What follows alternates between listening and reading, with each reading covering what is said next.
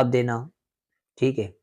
اچھا کوئی نعمت پر الحمدللہ کہنا، یا کسی کیا کہتے ہیں غم کی خبر سن کر انا للہ و انا الیہ راجعون کہنا، تو چھینک کر الحمدللہ جواب دینا. کہے گا اگر بھول سے کہہ دیا؟ نہیں ویسے اگر قرات کے اندر، تلاوت کے اندر کہہ رہا ہے کوئی مسئلہ نہیں ہے، اچھا.